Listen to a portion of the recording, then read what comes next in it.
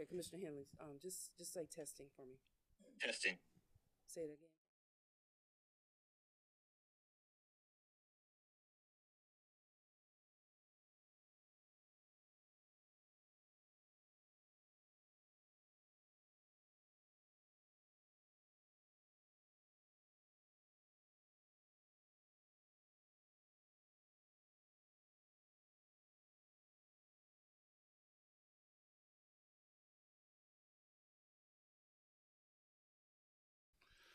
Good afternoon and welcome to the South Carolina Public Service Commission. It is Wednesday, April 1st, 2026, approximately 2:10 in the afternoon.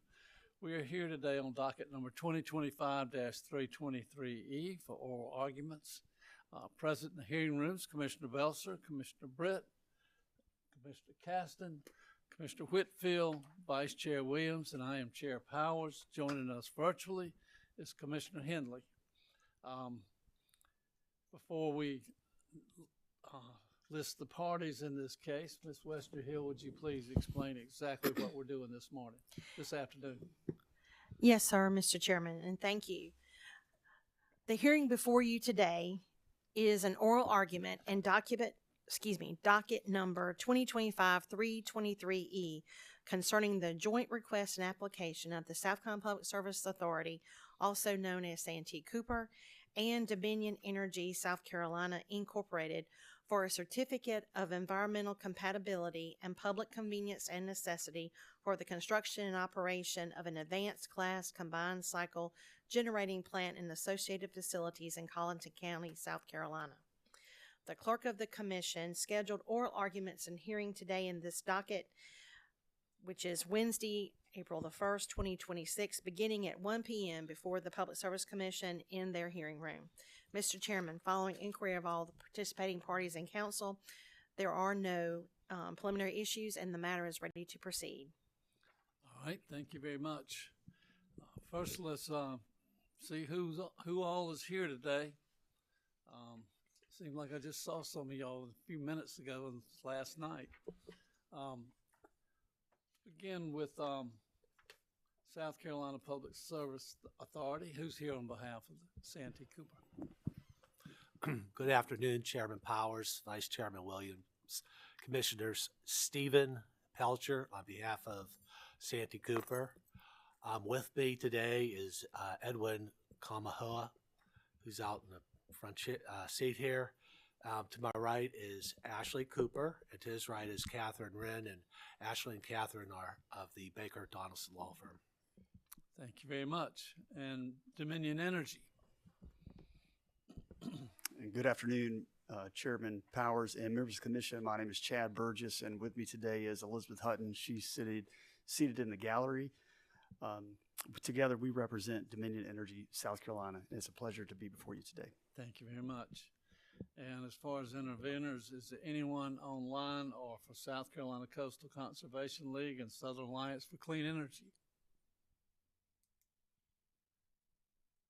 Yes, good afternoon, Chair Powers, Kate Mixon for States and CCO. Thank you very much. Sierra Club. Good afternoon. I am appearing as Sari Amiel on behalf of Sierra Club. All right, thank you, ma'am.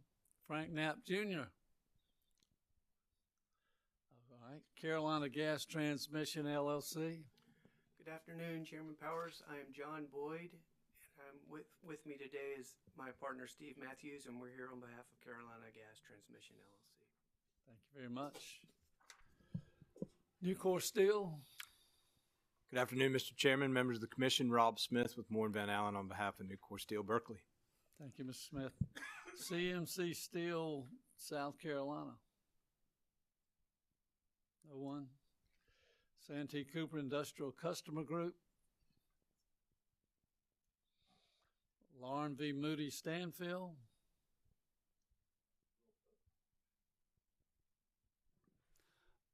Cook, Your Honor, Commissioner Powers, on behalf of Lauren Stanfield, as well as John Burbidge, also an intervener. All right, thank you very much. All right, Officer Regulatory Staff. Claire Binge and Jasmine Gunning appearing on behalf of ORS.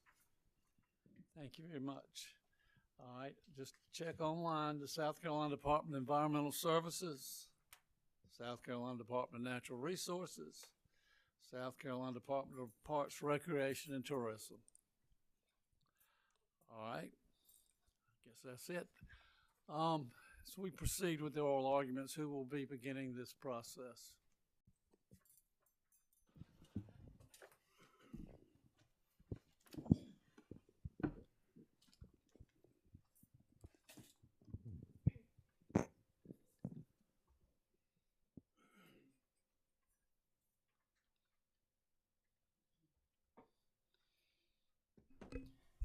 Afternoon, Chairman Powers and members of the commission.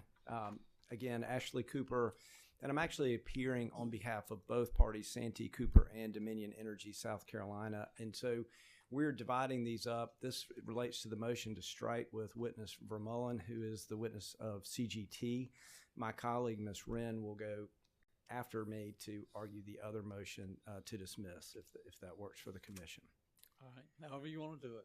Thank you, Mr. Chairman. And before I begin, I would just like to thank the commission for your time. We appreciate you making time in advance of the hearing to hear these motions. We made this request because we think it's important to help not only kind of determine what issues are going to be heard at hearing to hopefully have a more streamlined hearing, but also preserve certain rights we need in terms of knowing whether we need to file rebuttal testimony. So thank you very much for accommodating this request and being available today. I'm going to be brief because we filed motions that are all before you, our motions to strike and motions in limine, but I am going to go through some and highlight some words. So occasionally I'm going to read or show you some text because I think it's important to kind of frame the foundation for our arguments. So the very first thing I want to show you, let's see if everybody can see this.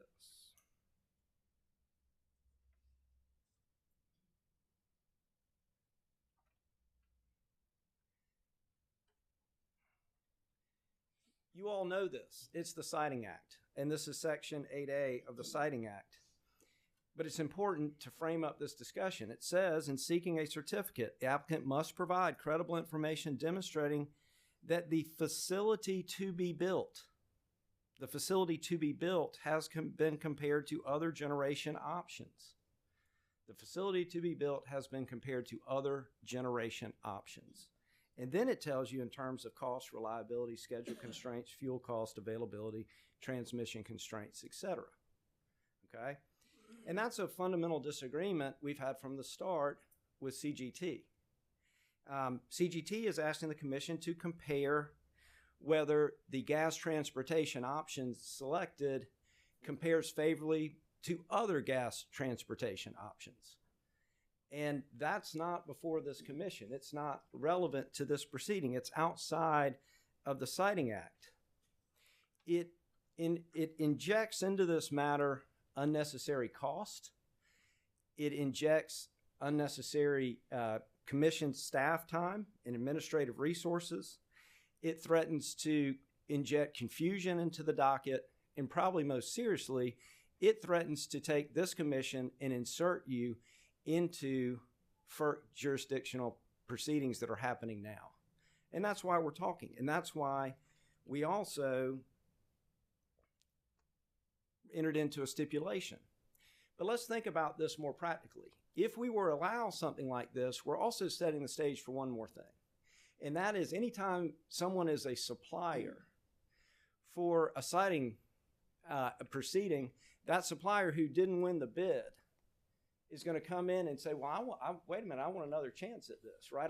I manufacture a turbine, and I'd like for my turbine to do this. Or I manufacture a boiler, or I manufacture a bolt, or I cut streets, and I could have cut a path into this site better, right? That's not what we do in a Citing Act, right? So that's not the purpose of this. So to work through this, we worked with CGT. And we came up with a stipulation. And this was something that both parties negotiated together. We both had input into these terms. And we both agreed to these terms. So again, I want to just show you a few of these. What did we say? We said that the issues addressed in the joint application and supporting testimony that's relevant. Okay, CGT, if you look at 4, right at the top of the screen, we say CGT will limit its direct and rebuttal testimony, its discovery request, and its cross-examination to issues directly relevant in consideration in this docket in a citing proceeding. Okay? But then you come down and you keep reading, and they said, well, wait a minute, we think you made some misstatements about us. Okay? So they said, we'll agree our direct, our rebuttal testimony, our discovery request, our cross-examination will not address issues within the exclusive jurisdiction of FERC, nor will it address the natural gas supplier RFP process. That's something we both negotiated together. We both had a hand in writing these words, and we both signed these words. Okay? But they said, but if you made a statement about us that we think is wrong, even if it's not relevant, even if it might be kind of within FERC, we should be able to clarify that or correct that. And we said, you know what, that's fair. If we made a mischaracterization about you, you should be able to clarify that. So that's our stipulation, and that's what we agreed to. So the stipulation says we're not going to go into things that are subject matter of FERC in its jurisdiction to cite gas pipeline proceedings. And this is on page 6 and 7 of our motion to strike. But if you'll indulge me, I would like to just read directly from it for you because I do think it sets the stage. The Natural Gas Act establishes a comprehensive scheme of federal regulation that governs the transportation of natural gas in interstate commerce and the construction and operation of interstate pipeline facilities. In Snydwin, the Supreme Court held that state regulation intruding upon rates and facilities of natural gas companies, matters within FERC's comprehensive purview, is preempted. This preemption extends to state actions that will affect FERC's uniform regulation of interstate transportation, facilities, and practices affecting jurisdictional rates. FERC is charged with furthering the public interest in authorizing the construction and operation of interstate natural gas pipelines.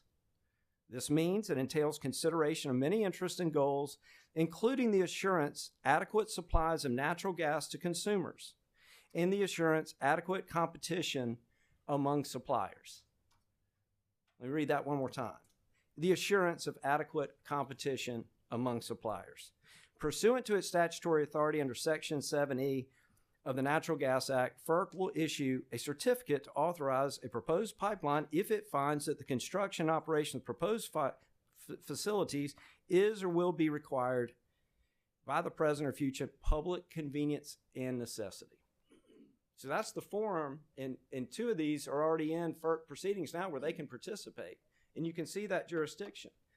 With that, let's look at the testimony that we're saying should be struck.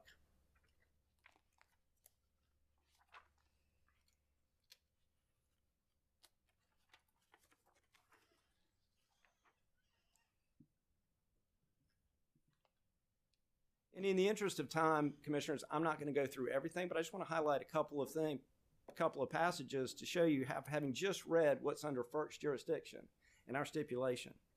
And this is on page 9. It's lines 11 through 14.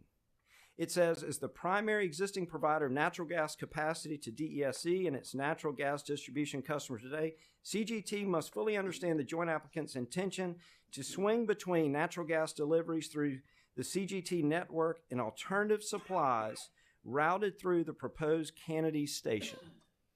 They're talking about alternative pipelines. They're talking about the impact of one proposed pipeline on another pipeline, which is what I just read to you is under FERC's exclusive jurisdiction. Let's go on, page 10.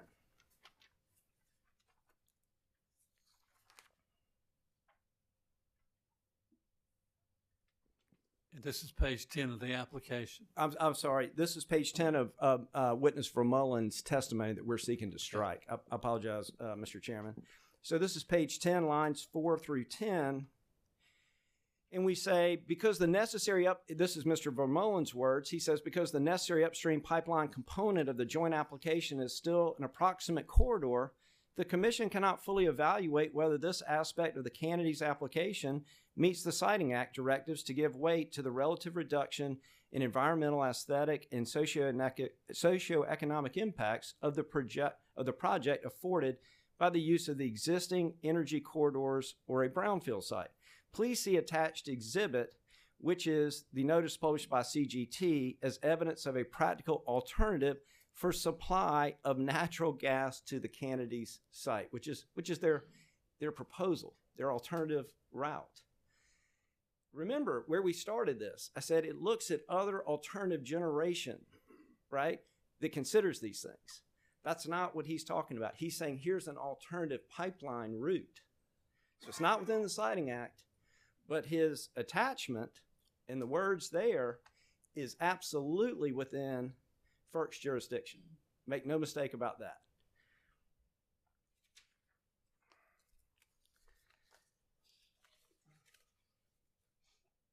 The reason why we bring this up, just in closing, is that this doesn't further any findings this commission must make on whether to proceed with siting of this plant. It's not relevant. It's outside the scope of the Siting Act. But probably most importantly, as I said before, is we're highlighting this too for the commission's benefit of not having you go down the road and find yourself of, wait a minute, I just took into evidence this attachment on this alternative pipeline route, and I'm now stuck in the middle of a FERC proceeding because in our state proceeding, we started venturing into their exclusive jurisdiction. And that's why this matters. And that's one of the reasons we're coming before you today. I thank you for your time. I'd be happy to come back up and answer any questions later. Thank you. Thank you very much. Ms. Wren, are you next, or we're going to address this issue first? I think Mr. Boyd probably will address this, and then we can handle the other motion separately, if that's okay.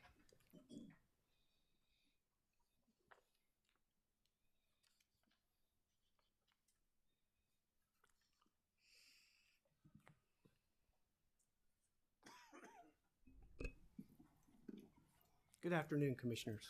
Can you all hear me? I appreciate your time. For the following reasons, CGT respectfully requests the Commission deny the motion in limine to strike and exclude the direct testimony of T. Wayne Vermeulen and Exhibit TWV1 and allow his testimony to be entered into the record in full at the appropriate time. And I, too, am going to do a little bit of reading, too, so I apologize in advance. Number one, the Commission has broad authority under the Siting Act and Act 41 to allow Mr. Vermeulen's testimony as presented. We are here today because the joint applicants filed for an energy infrastructure project. Act 41 defines such a project as, quote, the construction, placement, authorization, or removal of energy infrastructure, including but not limited to electric transmission and generation assets, natural gas transmission assets, and all associated or pertinent infrastructure and activities, including communications and distribution infrastructure. The Siting Act provides broad authority for the Commission to review information it deems relevant and pertinent to the siting of new generation in South Carolina. Section 110(8)(a), quote, in seeking a certificate, the applicant must provide credible information demonstrating that the facility to be built has been compared to other generation options in terms of cost, reliability, schedule constraints, fuel cost and availability, transmission constraints and costs, ancillary services capabilities, current and reasonably expected future environmental costs and restrictions, that the facility supports system efficiency and reliability in light of these considerations, and any other regulatory implications deemed legally or reasonably necessary for consideration by the Commission. Mr. Vermeulen's testimony raises important issues related to assets CGT owns inside the fence of the proposed Kennedy's facility. Joint applicants witness Mr. Walker testified to these assets in his direct testimony at page 9. CGT provided gas service to the Kennedy's facility when it operated as a coal-burning electric generation facility. Much of Mr. Vermeulen's testimony focuses on these on-site assets and how the location and construction of the proposed Kennedy's facility will impact them. All of this is relevant to the Siting Act as amended by Act 41 and within the Commission's jurisdiction for review. 2. Mr. Vermeulen's testimony complies with the stipulation. Section B4 of the stipulation allows for testimony on the following. A. Issues directly relevant to the consideration of the Kennedy's facility under the Siting Act as amended by Act 41 of 2025. B. Issues related to CGT's physical assets at or in the immediate vicinity of the Kennedy's facility. C.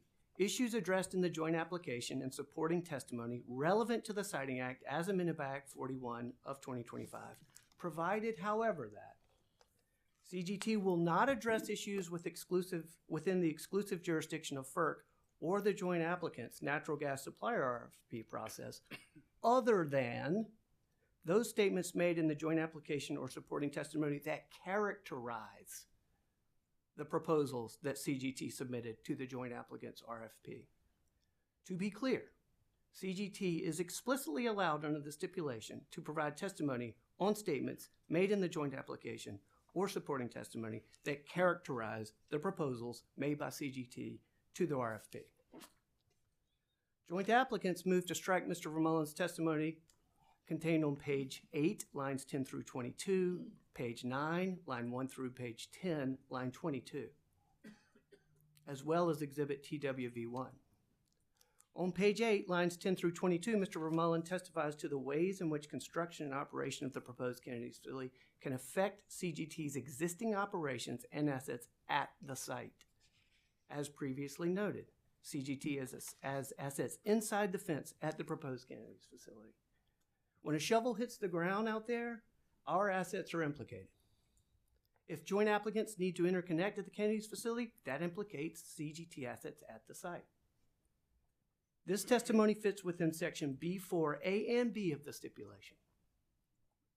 On page 9, lines 1 through 14, Mr. Vermeulen continues discussing how a potential interconnection would affect CGT operations and assets at the site.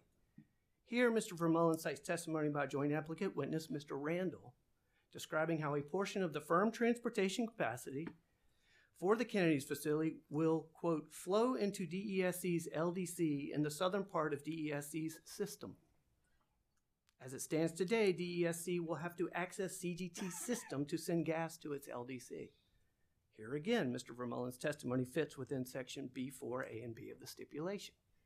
This implicates our assets at the site. The remainder of the testimony joint applicants seek to strike pertains to statements made in the joint application, see page 11 of witness Randall's direct testimony, that characterize and compare CGT's proposals to those of Kinder Morgan. This testimony is explicitly allowed by section B411. Finally, the exhibit provides further information on a CGT proposal in response to a characterization of the CGT proposals in the joint application. For these reasons, we respectfully request the Commission deny the motion in limine filed by joint applicants. Thank you. Thank you very much. Mr. Cooper. Thank you, Mr. Chairman. Members of the Commission, I'll be brief, but I did want to just touch on or reply to a couple of statements just made. Agree with co-counsel that the Siting Act is broad, but the Siting Act can't impede or infringe on the Natural Gas Act. So you can point to stuff, any language, and say, well, it's meant to be broad. Well, it's not so broad that it gives us, a state entity, the ability to go and impede or infringe on something that falls squarely within the subject matter of the Natural Gas Act. The other thing we mentioned, Council mentioned about testimony about assets it owns on site. There's plenty of testimony in Mr. Vermeulen's testimony at the beginning that discusses the assets that they own on site. We're not trying to strike that. But what you can't do is take and mention, oh, well, we have an asset on site, and then use that as a backdoor to get into, and let me tell you about the impacts of this pipeline on this pipeline system. You can't use that as a technicality to get you into something that's the subject matter of the Natural Gas Act, which is what they're trying to do here.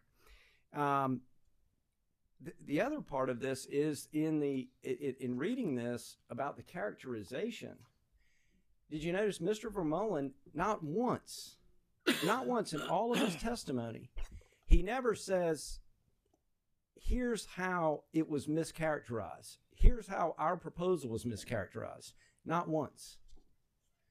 He's just saying, well, I don't know that this has been characterized right because we didn't win, or it wasn't characterized right because our project wasn't selected. That's not a mischaracterization. That's something you don't like, but that's not a mischaracterization.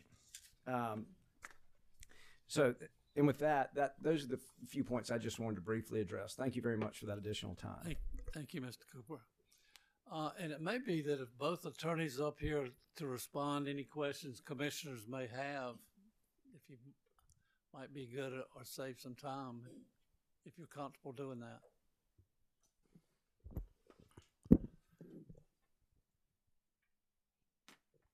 Are there any commissioner questions? Mr. Chair. Mr. Vice Chair. Good afternoon, everyone. Excuse me, I'm dealing with a little bit of regret. I definitely shouldn't have had that cheeseburger for lunch. So I'm going to try to work through that. Mr. Cooper, what does your client hope to gain from the filing of its citing application? What we propose is to have ideally, we would like the commission to authorize us to proceed forward with the siting of a gas generation facility so that we can continue on with the development phase. This is an initial step in the overall construction, so this would allow us to continue to proceed with permitting. It would allow us to do some preliminary site prep. It would allow us to go and procure equipment for the plant and continue with the construction of this generating facility.